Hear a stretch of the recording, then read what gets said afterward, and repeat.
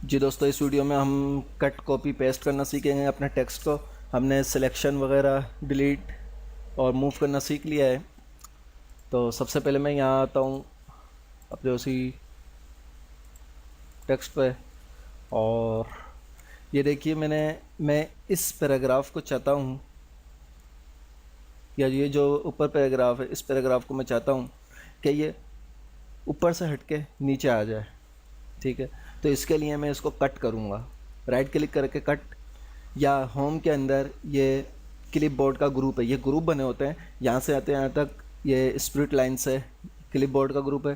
फिर इस लाइन से इस लाइन तक ये स्प्लिट लाइन है, ये font group, paragraph group, style group. तो क्लिप बोर्ड के ग्रुप में कट यहाँ से कट करूँगा, या शॉर्टकट की है इसकी कंट्रोल एक्स, और यहाँ पे मैं पेस्ट करूँगा। पेस्ट यहाँ से भी किया जा सकता है, राइट क्लिक करके भी पेस्ट किया जा सकता है, या कंट्रोल वी से भी पेस्ट किया जा सकता है। कंट्रोल वी मैंने पेस्ट कर दिया। तो कट में क्या हुआ कि ये अपनी ओरिजिनल जगह यहाँ पे जो था टॉप पे ओरिजिनल जगह से हट के ये जहाँ मैंने चाहा बटन में आ गया, अपनी ओरिजिनल जगह से हट गया। कंट्रोल सेट करता हूँ।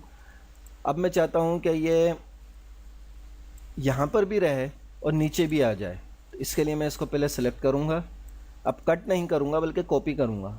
कॉपी यहाँ से भी की जा सकती है, क्लिपबोर्ड के ग्रुप से यहाँ से भी की जा सकती है, या कंट्रोल सी के ज़रिए भी कॉपी की जा सकती है, और पेस्ट के लिए कंट्रोल वी। तो अब ये देखिए ये अपनी जगह पर भी है और नीचे भी आ गया, ओरिजिनल जगह पर भी है, यहाँ पर भी आ गया। कट और कॉपी में आपको फ़र्क वाज़े हो गया। और कंट्रोल एक्स से कट होता है, कंट्रोल सी से कॉपी, कंट्रोल वी से पेस्ट।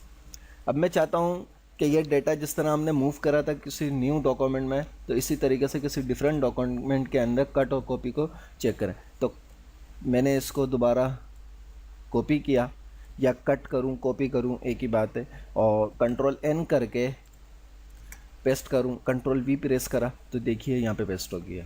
ठीक है।